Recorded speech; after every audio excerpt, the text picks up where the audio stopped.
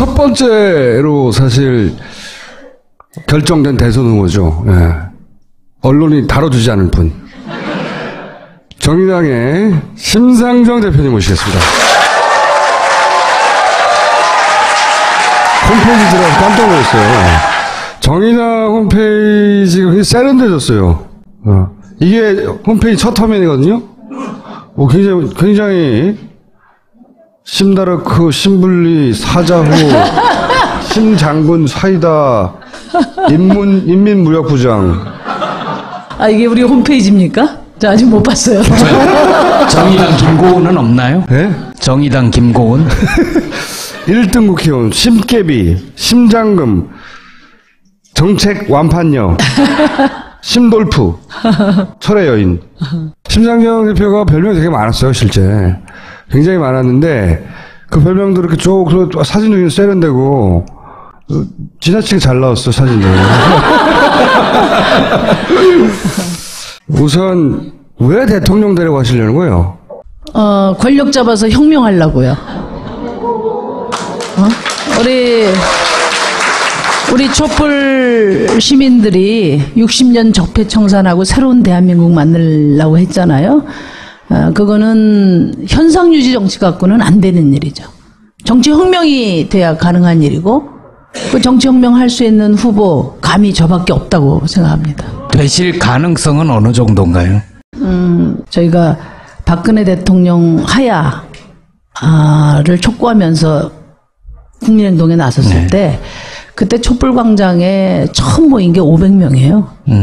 우리가 100만 모이고 200만 모이고 결국 1600만 촛불이 켜지리라고는 아무도 상상하지 못했어요. 저는 우리 이번 촛불광장에 만약에 불의한 정권에 대한 분노만이었다면 5개월 동안 촛불이 타기 어려웠을 거다.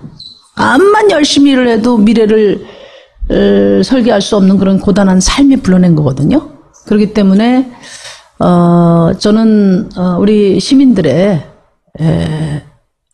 과감한 개혁에 대한 갈망이 매우 높다 이렇게 생각하고, 아직 사실 박근혜 대통령 파면된 지 얼마 되지 않았고, 또 대통령 선거 워낙 짧다 보니까 지금 뭐 일단 정권 교체로 막 밀려가고 있지만, 저는 이제 각 당 후보들이 정해지고 나면 우리 시민들이 과연 어떻게 하는 것이 이 대한민국 사회를 바꿀 수 있을까, 이 고민을 저는 진지하게 하실 거라고 봐요. 정권 교체 플러스가 도대체 뭘까?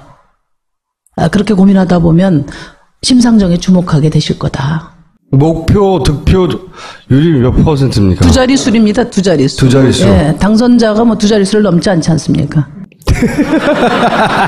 세 자리 나오면 큰일 나요. 제가 어제 그 광주 갔다 왔어요. 그 두 야당이 이벤트를 세게 하고 쓸고 지나간 그 자리를 제가 내려갔는데, 어떤 일이 있어도 정권 교체하겠다 그런 열망인데, 제가 제 생각은 좀 다릅니다 이렇게 이야기를 하고 왔어요. 민주당 정권만으로는 과감한 게 어렵다. 그동안의 민주당 정권이 남북관계나 또 민주주의를 운영하는 데 있어서는 아주 개혁적인 그런 노선을 견지해 왔다고 생각합니다. 근데 먹고 사는 문제에 있어서는 저는 기득권 편에 서왔다 그렇게 보고요.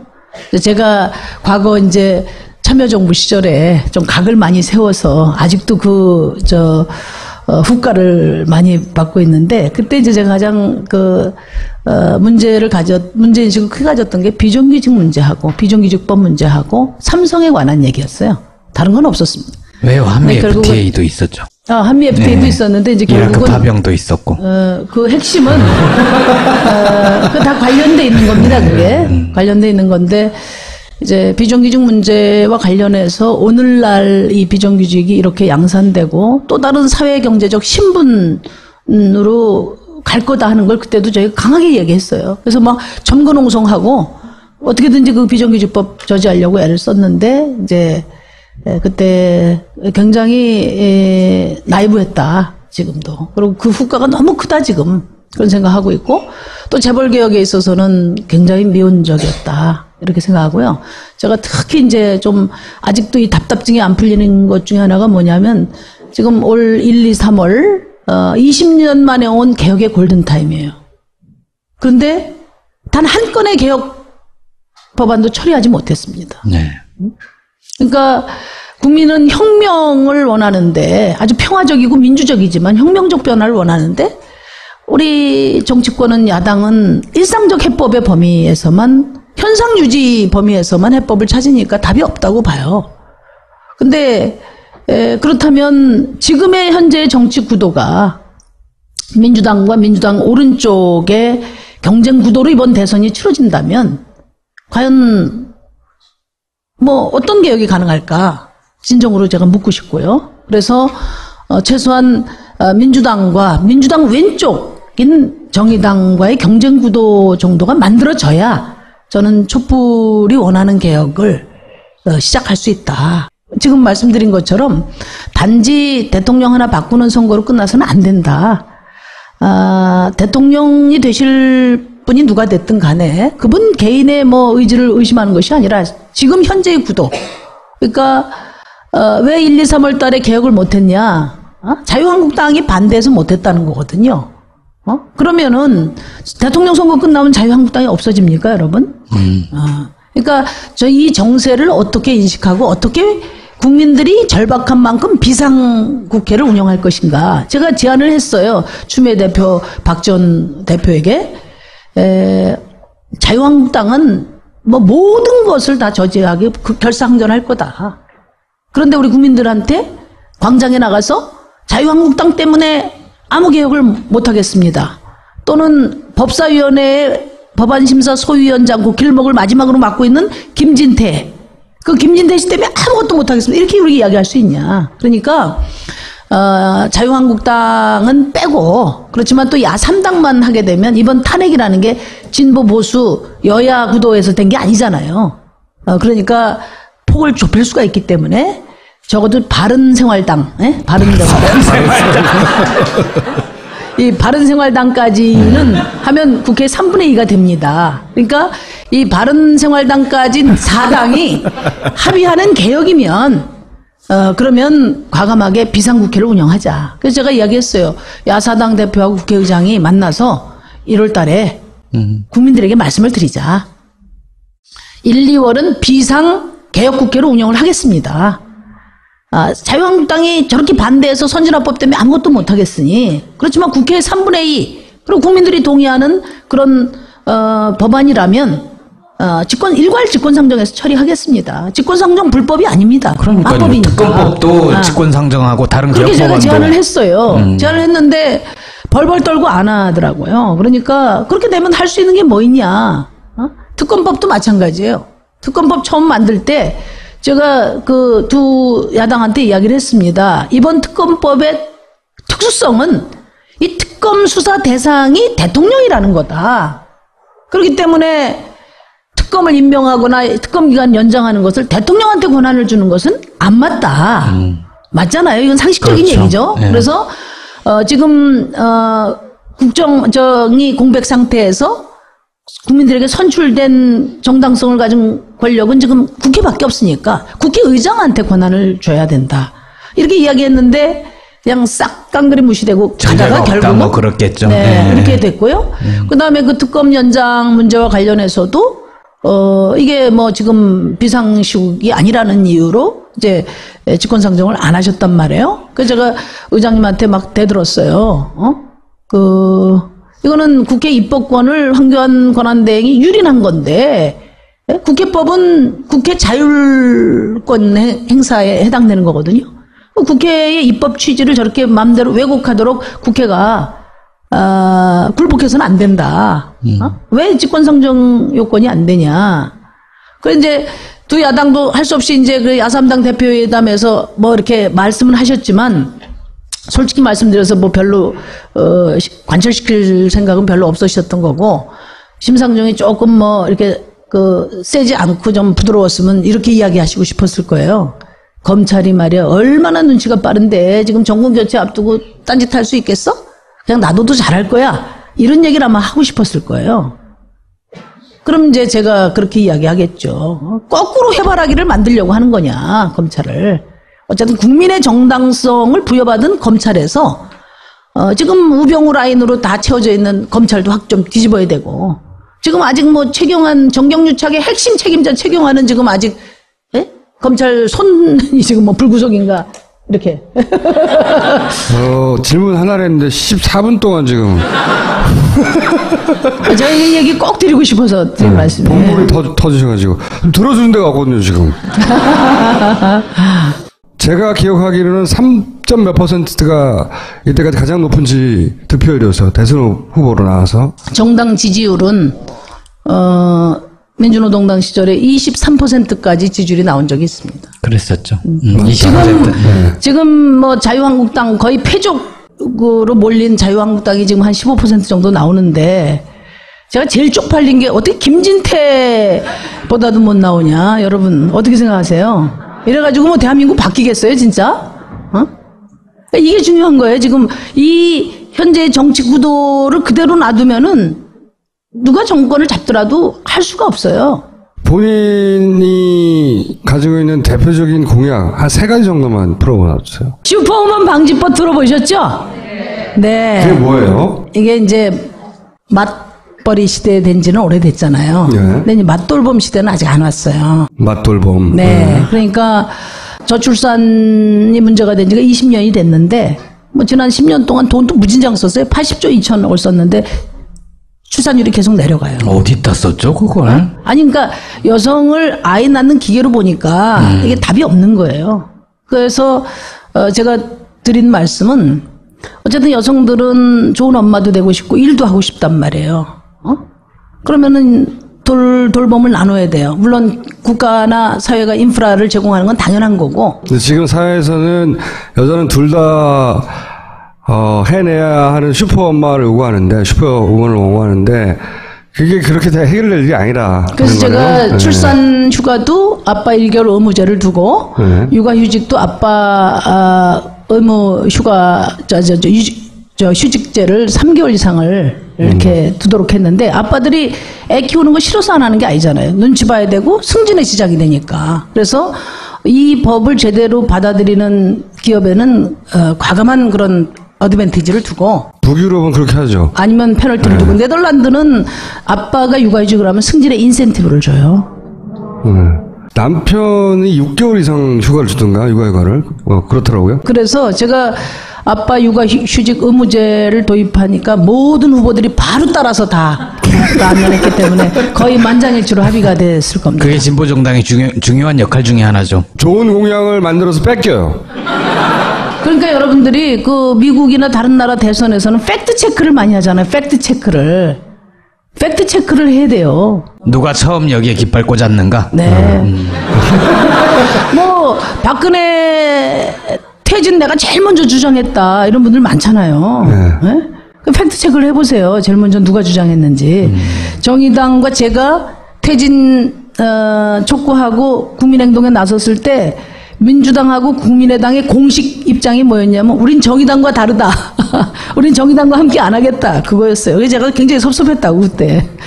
그거 말고 하나만 더 해주세요. 좀 짧은 걸로. 청년 사회 상속제를 제가 공약으로 냈어요.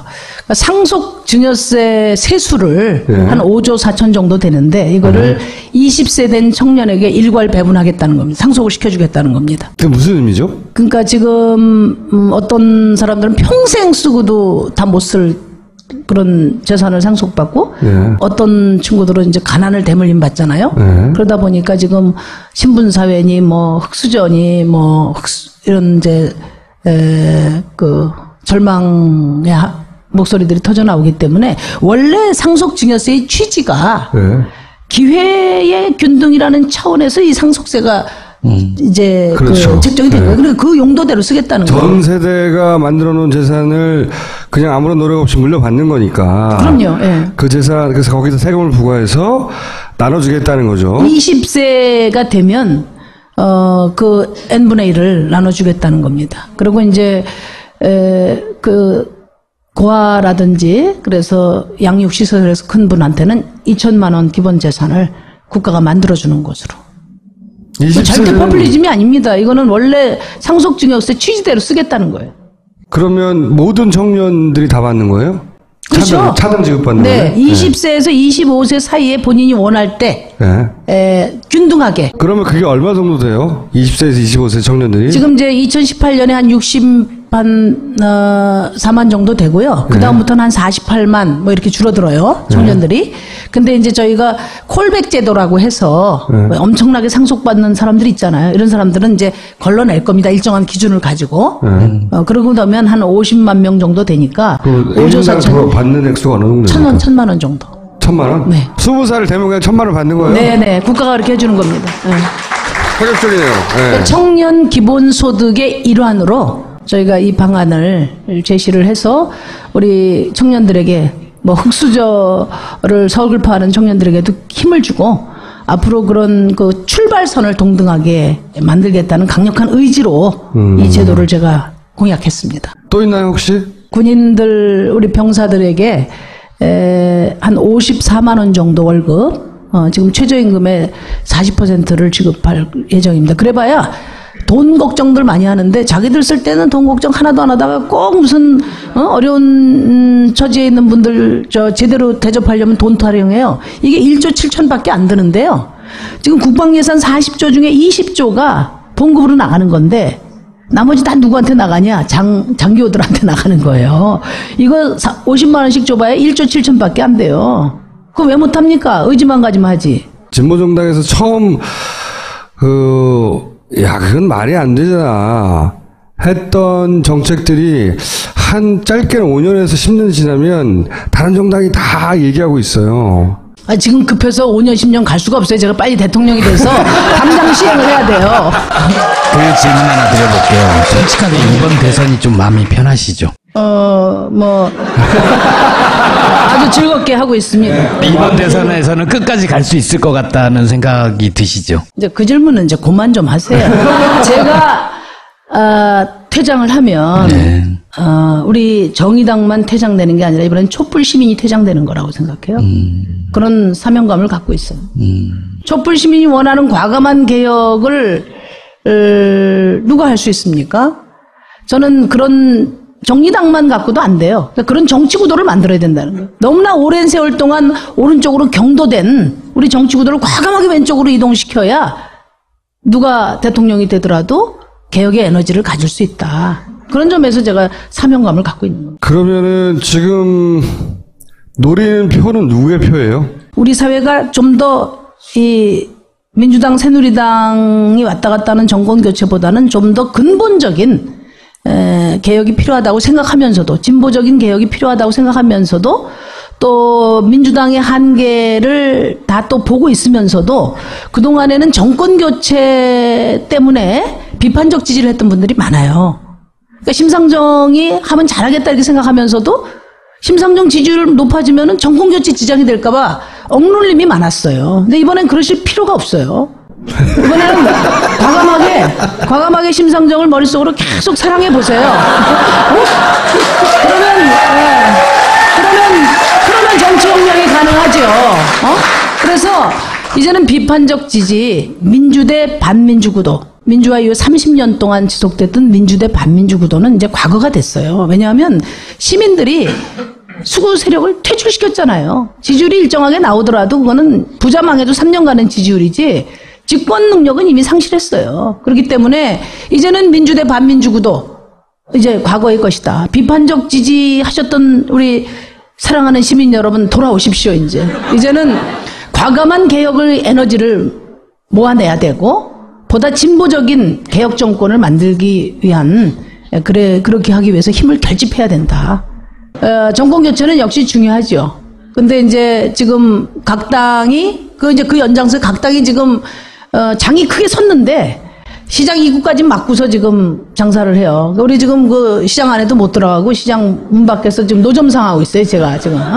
근데 요 경선이 끝나고 각 당 후보가 정해지면 아마 짧은 시간 때문에 좀 아쉬움은 있어도 저는 우리 시민들 이번에 세계에서 가장 민주주의를 잘하는 시민들로 세계에서 찬사를 받고 있는 국민들이기 때문에 이후 정치 구도가 어떻게 돼야 되나. 이번 대선이 단지 대통령 하나 바꾸는 것을 끝나서는 안 된다는 생각들을 다 하고 계시리라고 생각합니다. 그러면 안철수 후보가 당선되는 건 정권 교체가 맞아요?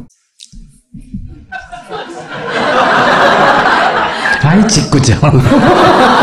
아니, 정의당의 관점을 보고 싶은 거죠, 그냥. 그 정권 교체의 힘이 어떻게 구성됐느냐에 따라 다르겠죠. 예를 들어서 나머지 다 반문으로 묶어서, 자유한국당까지 다 포괄해서, 그렇게 할 수도 없겠지만, 그렇게 해서 집권을 하면, 그분들에 의해서 통제되는 권력이 되지 않겠습니까? 그건 정권 교체가 아니겠죠. 제가 호남 가서 물어보니까 그렇게 단일화하면 안철수 호남에서 이렇게 밖으로 이렇게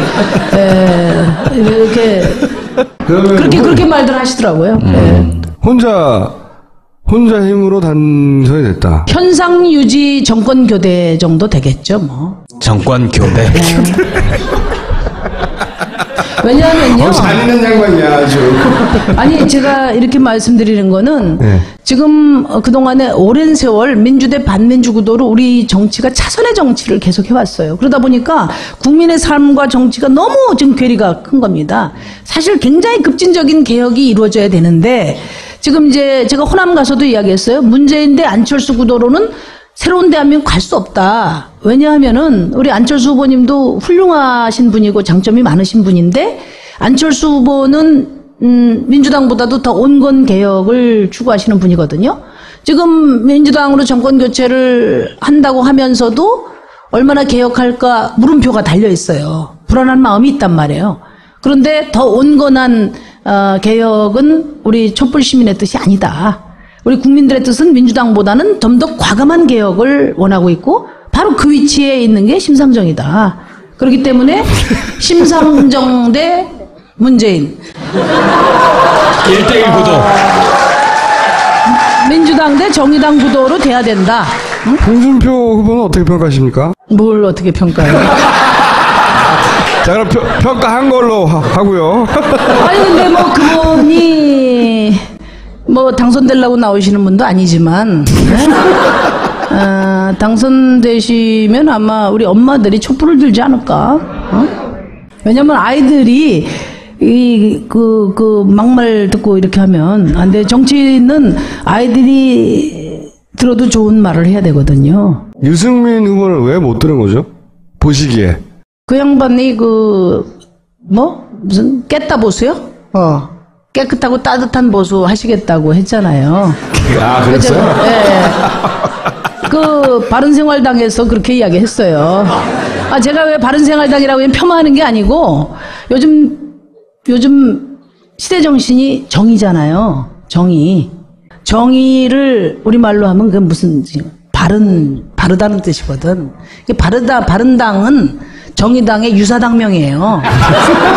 근데 유사당명인데 왜 민주당 하면은 등록을 안 시켜주니까 데모크라시당 이렇게 한 것처럼 바른당으로 한 거예요. 근데 올해 못 갈 것 같아서 제가 더 이상 뭐라고 안 했어요. 근데 이제 그 바른정당이 원래는 바른보수정당 하려고 그랬는데 줄이면 바보당이 되잖아요. 근데 이제 유승민 후보는 그 보수 단일화 이야기하면서 네. 제가 볼 때는 꺾였다고 봐요. 그때 확 꺾였죠. 네, 그럼요. 네. 깼다 보수 한다고 나왔는데 나오자마자 뒤돌아서 손잡자고 하니까 저 오래 갈래나 이런 생각을 하지 않았겠어요? 그렇죠. 네. 네. 지금도 완전한 패착이죠. 지금도 그래서 제가 문자를 보냈어요. 트윗으로. 뭐라고요?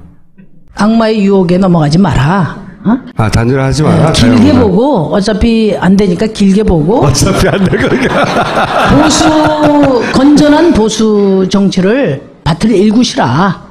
그랬는데 제가 요즘 보니까 워낙에 반문 정서가 반문이라면 악마하고도 손잡겠다 이런 지금 분위기잖아요. 네. 그래서 걱정이 돼요. 그리고 바른정당에 계신 분들은 이 소수파 정치를 안 해봤잖아요. 그러니까 지금 춥고 배고파. 이 집 떠나니 고생이네. 에? 이런 생각을 좀 많이 하고 계신 것 같아서 걱정입니다, 지금. 조만간 합칠 수도 있겠다 보시는 건가요? 당을 합치진 않아도 후보를 하나로 만들려는 노력은 무진장 하겠죠, 무진장. 아마. 후보 합치면 그냥 소멸되는 거죠, 바른당은. 바른당은 유승민 소멸되는 후보가 장점이 많으신 분인데, 그 보수 단일화를 보면서, 이 건전한, 보수 세력이 좀, 잘 성장했으면 좋겠다, 이런 기대가 실렸었는데, 네. 그거에 대해서 의심을 하기 시작했다고 저는 생각해요. 김종인 전 대표는 왜 저래요? 근데 총수께서 보시기엔 진짜 출마를 하실 것 같습니까? 하긴 할 것 같아요, 저도. 근데 출마 선언을 하더라도, 네. 다른 정책 목적을 가지고 하겠죠. 그러니까 대선 출마가 목적이 아니라 대선 출마를 선언해서 만든 상징성 가지고 연대의 틀을 만들고 자기는 총리하려고 하는 거죠. 중도 보수연합 같은 거 이런 거. 그리고 나중에 자기는 거기서 총리의 기회를 노리는 그런 정도의 그림인 것 같아요. 보니까. 제가 정중하게 이미 조언을 드렸어요. 정중하게요? 네. 직접?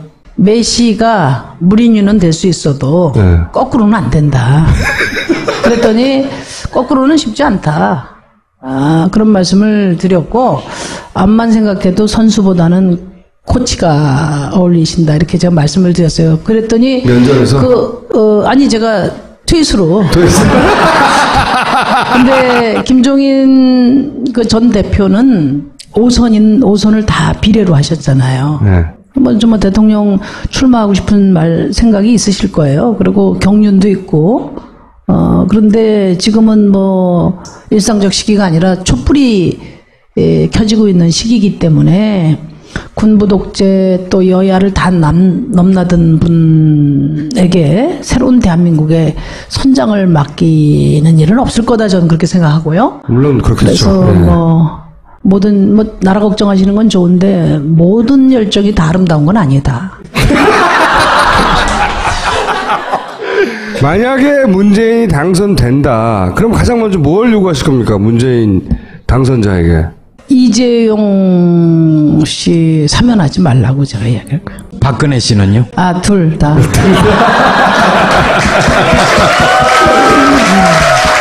심상정 대표가 당선이 되면 제일 먼저 뭘 하실 겁니까? 일단은 네. 세상이 바뀌었다는 것을 알리는 상징적 조치로 네. 공공부문의 네. 비정규직을 완샷으로 정규직화시키겠습니다. 박근혜 전 대통령은 구속이 될 가능성이 대단히 높은데 형이 아주 높을 가능성도 높아요. 그렇죠? 그건 다른 결과가 나올 수 없다고 보는데요. 네. 왜냐하면 뇌물 준 사람이 구속됐는데 네. 받은 사람은 당연히 구속이 되는 게 법의 상식에 맞고 다만 한 가지 걱정은 이제 변기가 걱정이죠. 그렇긴 한데 제 말은 그거는 우리 유시민 작가의 말에 따르면 이제 질병과도 같은 거라고 하니까 구치소장께서 잘 좀 배려를 해주시면 좋을 것 같습니다. 예를 들어서 10년 이상의 형이 나왔어요. 네. 그러면 사면 없이 그거에 다 살아야 한다? 지금 대한민국이 좀 바뀌려면요. 네. 바뀌려면 대통령이든 재벌 총수든 그건 누구든 똑같이 법에 따라 심판을 받는다는 것을 증명하는 것, 이것이 민주공화국의 저는 출발이라고 생각해요. 그래야 그게 대한민국의 국격을 높이는 일이다. 저는 그렇게 생각합니다. 이명박 전 대통령은 어떻게 하실 생각이십니까? 아니, 그분이 박근혜 보험 들어가지고 즐거운 퇴임을 보내셨는데 그 보험이 지금 부도가 났잖아요. 그죠? 예. 그래서 걱정이 많으실 거예요. 근데 웬만하면은 또 전전 정권이니까. 그런데 이분이 너무 많이 해드셨어. 네, 국민의 세금을 너무 많이 얻다 쓰셨어요. 그래가지고 지금 돈 없어서 아무것도 못 한다는데 돈을 만들어야 되잖아요. 그렇기도 하고 이제 가장 제가 이분이 국회에 반드시 출석을 하셔야 되는 이유는 4대강 문제죠. 그 사자방이라고 유명하잖아요. 4대강, 방산비리, 그 다음에 자원외교. 자원외교. 그래서 한 100조 정도 이렇게 얘기가 되는데, 그거보다도 이 4대강이요. 이게 4대강 하는데 한 7조 들었나요? 그런데 그거보다 더 중요한 건 수질 개선을 위해서 매년 2조 2천억씩 들어요. 그리고도 지금 다 녹조라떼가 돼버렸잖아요, 전부. 이거 정말 너무나 심각한 거예요. 단군 이래 최대 재앙이에요. 그래서 저는 아까 제가 대통령 되면 할 일이 많다고 그랬는데 지금 대통령 되면 진짜 수문부터 열어야 돼. 수문부터. 그래서 물이 흘러야, 물은 흘러야죠. 지금 거의 호수가 됐어요. 강이 아니고. 강이 호수가 돼버렸어요, 지금. 웅덩이가 좀 웅덩이. 그래서 호수라기보단. 네. 저 4대강 사업은 이명박 씨는 5년 해먹고 갔지만은 이 4대강은 대한민국의 미래를 오랫동안 우리 국민들의 삶을 괴롭힐 겁니다. 그렇기 때문에 국회에 출석해야 돼요. 청문회 해야죠. 국회만 출석하면 되나요? 일단 국회에 왔다가 최순실을 어떻게 처리하실 겁니까? 최순실 재산 뭐 이런 걸 이제 다 추적을 해야죠. 지금 지난번 특검에서 3천억? 네. 근데 그거는 그 국세청 자료만 가지고 한 거예요. 계좌도 안 털었어요. 그리고 밝혀진 것만. 그 다음에 네. 이제 독일 검찰에서 이야기했잖아요. 유럽에 이렇게 페이퍼 컴퍼니로 해가지고 이렇게 차명으로 돼 있는 돈이 한 10조 정도 된다.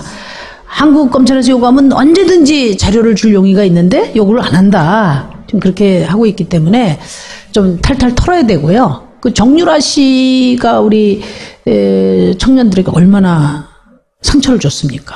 저는 그 돈 갖다가 제가 하고 있는 청년 사회상속제도의 재원으로 엎쳐야 되지 않을까 그런 생각을 갖고 있습니다. 나를 2자리 숫자의 지지율로 만들어 달라. 마지막으로 호소하고 한번. 그 지난 주말에도 광화문에는 어김없이 촛불이 켜졌어요.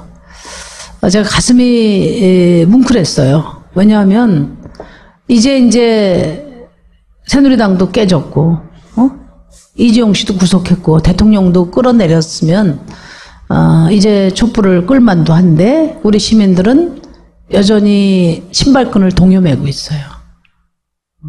그런 이유는, 정치권이 믿업지 않기 때문에 그렇다고 봅니다. 이대로 그냥 촛불을 끄면,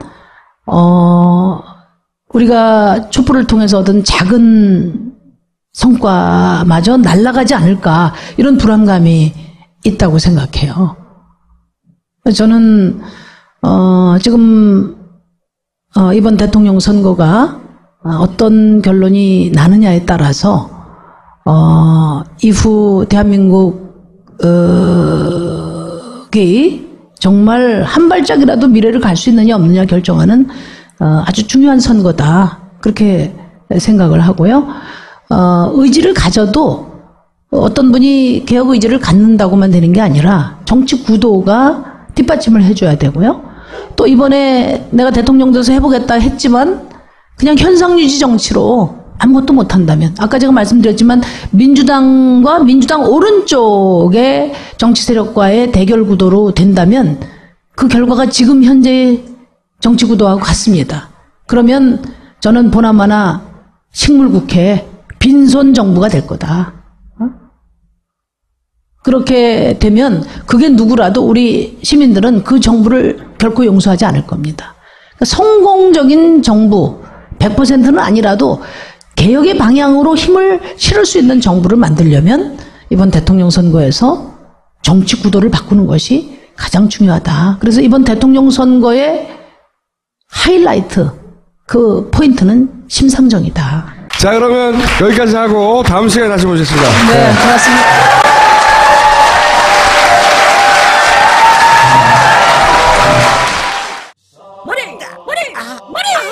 꼬박꼬박 머리 감는데 왜 두피가 더 안 좋아지는 느낌이지? 빅그린으로 바꿔보세요. 샴푸는 기본, 두피에 꼭 필요한 자연유래 성분의 트리트먼트로 건강한 두피와 모발로 가꿔줍니다. 딴지마켓에서 만나보세요. 손상 모발 영양을 위한 투쓰리 헤어팩도 있습니다.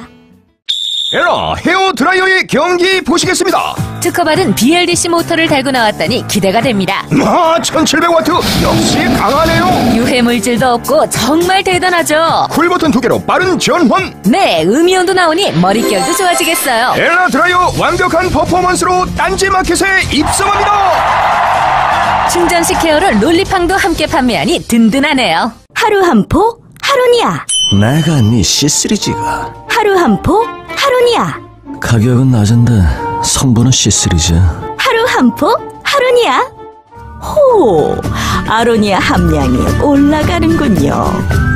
딴지마켓이 판매하는 하루니아. 이렇게 이야기했는데 그냥 싹 깡그리 무시되고 가다가 결국은 뭐 그렇겠죠. 네, 그렇게 됐고요. 그다음에 그 특검 연장 문제와 관련해서도 이게 뭐 지금 비상시국이 아니라는 이유로 이제 직권상정을 안 하셨단 말이에요. 그래서 제가 의장님한테 막 대들었어요. 이거는 국회 입법권을 황교안 권한대행이 유린한 건데, 국회법은 국회 자율권 행사에 해당되는 거거든요. 국회의 입법 취지를 저렇게 마음대로 왜곡하도록 국회가 굴복해서는 안 된다. 왜 직권상정 요건이 안 되냐. 그래 이제 두 야당도 할 수 없이 이제 그 야3당 대표회담에서 뭐 이렇게 말씀을 하셨지만 솔직히 말씀드려서 뭐 별로 관철시킬 생각은 별로 없으셨던 거고, 심상정이 조금 뭐 이렇게 세지 않고 좀 부드러웠으면 이렇게 이야기하시고 싶었을 거예요. 검찰이 말이야 얼마나 눈치가 빠른데 지금 정권 교체 앞두고 딴짓할 수 있겠어? 그냥 놔둬도 잘할 거야. 이런 얘기를 아마 하고 싶었을 거예요. 그럼 이제 제가 그렇게 이야기하겠죠. 거꾸로 해바라기를 만들려고 하는 거냐, 검찰을. 어쨌든 국민의 정당성을 부여받은 검찰에서 지금 우병우 라인으로 다 채워져 있는 검찰도 확 좀 뒤집어야 되고, 지금 아직 뭐 최경환 정경유착의 핵심 책임자 최경환은 지금 아직 검찰 손이 지금 뭐 불구속인가 이렇게. 질문 하나를 했는데 14분 동안 지금. 제가 이 얘기 꼭 드리고 싶어서 드린 말씀이에요. 봉골이 터지셔가지고. 들어주는 데가 없거든요, 지금. 제가 기억하기로는 3점 몇 %가 이때까지 가장 높은 득표율이었어요. 대선 후보로 나와서. 정당 지지율은, 민주노동당 시절에 23%까지 지지율이 나온 적이 있습니다. 그랬었죠. 20%. 지금 뭐 자유한국당 거의 패족으로 몰린 자유한국당이 지금 한 15% 정도 나오는데, 제가 제일 쪽팔린 게 어떻게 김진태보다도 못 나오냐, 여러분. 어떻게. 첫 번째로 사실 결정된 대선 후보죠. 예. 언론이 다뤄주지 않을 분. 정의당의 심상정 대표님 모시겠습니다. 홈페이지 들어가서 깜짝 놀랐어요. 정의당 홈페이지가 굉장히 세련돼졌어요. 이게 홈페이지 첫 화면이거든요. 굉장히 심다르크, 심블리, 사자후, 심장군, 사이다, 인민무력부장. 이게 우리 홈페이지입니까? 저 아직 못 봤어요. 정의당 김고은은 없나요? 네? 정의당 김고은? 1등 국회의원, 심깨비, 심장금, 정책 완판녀, 심돌프, 철의 여인. 심상정 대표가 별명이 되게 많았어요, 실제. 굉장히 많았는데, 그 별명도 이렇게 쭉, 사진도 굉장히 세련되고, 지나치게 잘 나왔어, 사진도. 우선, 왜 대통령 되려고 하시려는 거예요? 권력 잡아서 혁명하려고요. 우리 촛불 시민들이 60년 적폐청산하고 새로운 대한민국 만들려고 했잖아요. 그거는 현상유지 정치 갖고는 안 되는 일이죠. 정치혁명이 돼야 가능한 일이고, 그 정치혁명 할 수 있는 후보 감히 저밖에 없다고 생각합니다. 되실 가능성은 어느 정도인가요? 저희가 박근혜 대통령 하야를 촉구하면서 국민행동에 나섰을 때, 그때 촛불광장에 처음 모인 게 500명이에요. 우리가 100만 모이고 200만 모이고 결국 1600만 촛불이 켜지리라고는 아무도 상상하지 못했어요. 저는 우리 이번 촛불광장에 만약에 불의한 정권에 대한 분노만이었다면 5개월 동안 촛불이 타기 어려웠을 거다.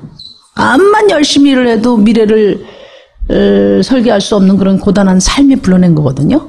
그렇기 때문에 저는 우리 시민들의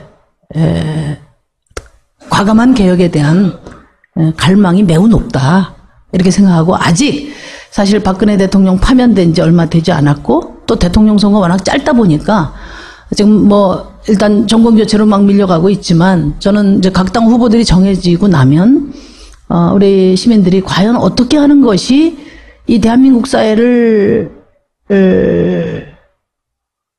바꿀 수 있을까, 이 고민을 저는 진지하게 하실 거라고 봐요. 정권 교체 플러스가 도대체 뭘까? 그렇게 고민하다 보면 심상정에 주목하게 되실 거다.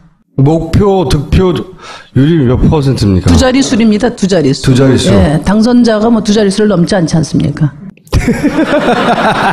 세 자리 나오면 큰일 나요. 제가 어제 그 광주 갔다 왔어요. 그 두 야당이 이벤트를 세게 하고 쓸고 지나간 그 자리를 제가 내려갔는데, 어떤 일이 있어도 정권 교체하겠다 그런 열망인데, 제가 제 생각은 좀 다릅니다 이렇게 이야기를 하고 왔어요. 민주당 정권만으로는 과감한 게 어렵다. 그동안의 민주당 정권이 남북관계나 또 민주주의를 운영하는 데 있어서는 아주 개혁적인 그런 노선을 견지해 왔다고 생각합니다. 근데 먹고 사는 문제에 있어서는 저는 기득권 편에 서왔다 그렇게 보고요. 제가 과거 이제 참여정부 시절에 좀 각을 많이 세워서 아직도 후과를 많이 받고 있는데, 그때 이제 제가 가장 문제인식을 크게 가졌던 게 비정규직 문제하고 비정규직법 문제하고 삼성에 관한 얘기였어요. 다른 건 없었습니다. 왜요? 한미 FTA도 있었죠. 한미 FTA도 있었는데, 이제 결국은 파병도 있었고. 그 핵심을 제안을 했어요. 추미애 대표, 박 전 대표에게. 자유한국당은 뭐 모든 것을 다 저지하게 결사항전할 거다. 그런데 우리 국민들한테 광장에 나가서 자유한국당 때문에 아무 개혁을 못하겠습니다, 또는 법사위원회 법안심사 소위원장 그 길목을 마지막으로 맡고 있는 김진태, 그 김진태 씨 때문에 아무것도 못하겠습니다, 이렇게 우리가 이야기할 수 있냐. 그러니까 자유한국당은 빼고, 그렇지만 또 야3당만 하게 되면 이번 탄핵이라는 게 진보 보수 여야 구도에서 된 게 아니잖아요. 그러니까 폭을 좁힐 수가 있기 때문에 적어도 바른생활당, 이 바른생활당까지는 하면 국회 3분의 2가 됩니다. 그러니까 이 바른생활당까지 4당이 합의하는 개혁이면 그러면 과감하게 비상국회를 운영하자. 그래서 제가 이야기했어요. 야사당 대표하고 국회의장이 만나서 1월 달에 국민들에게 말씀을 드리자. 1, 2월은 비상개혁국회로 운영을 하겠습니다. 자유한국당이 저렇게 반대해서 선진화법 때문에 아무것도 못하겠으니, 그렇지만 국회의 3분의 2 그리고 국민들이 동의하는 그런 법안이라면 일괄 직권상정해서 처리하겠습니다. 직권상정 불법이 아닙니다. 그러니까요. 특검법도 직권상정하고 다른 그렇게 개혁법안도. 제가 제안을 했어요. 제안을 했는데 벌벌 떨고 안 하더라고요. 그러니까 그렇게 되면 할 수 있는 게 뭐 있냐. 특검법도 마찬가지예요. 특검법 처음 만들 때 제가 그 두 야당한테 이야기를 했습니다. 이번 특검법의 특수성은 이 특검 수사 대상이 대통령이라는 거다. 그렇기 때문에 특검을 임명하거나 특검 기간 연장하는 것을 대통령한테 권한을 주는 것은 안 맞다.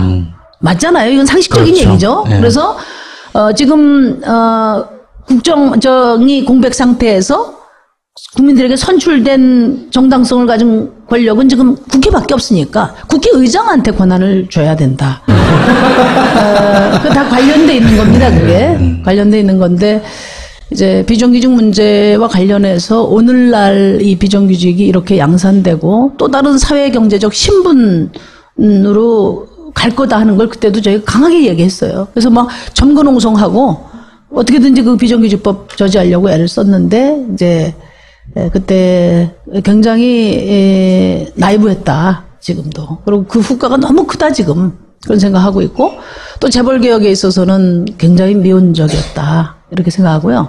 제가 특히 이제 좀 아직도 이 답답증이 안 풀리는 것 중에 하나가 뭐냐면 지금 올 1, 2, 3월 20년 만에 온 개혁의 골든타임이에요. 그런데 단 한 건의 개혁 법안도 처리하지 못했습니다. 네. 그러니까 국민은 혁명을 원하는데 아주 평화적이고 민주적이지만 혁명적 변화를 원하는데 우리 정치권은 야당은 일상적 해법의 범위에서만 현상 유지 범위에서만 해법을 찾으니까 답이 없다고 봐요.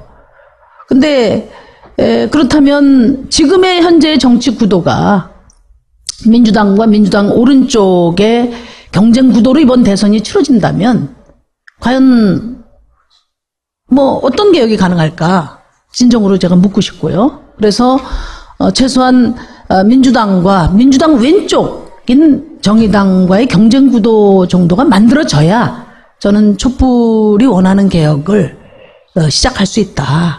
지금 말씀드린 것처럼 단지 대통령 하나 바꾸는 선거로 끝나서는 안 된다. 대통령이 되실 분이 누가 됐든 간에 그분 개인의 뭐 의지를 의심하는 것이 아니라 지금 현재의 구도. 그러니까 왜 1, 2, 3월 달에 개혁을 못했냐? 자유한국당이 반대해서 못했다는 거거든요. 그러면은 대통령 선거 끝나면 자유한국당이 없어집니까, 여러분? 그러니까 저 이 정세를 어떻게 인식하고 어떻게 국민들이 절박한 만큼 비상국회를 운영할 것인가.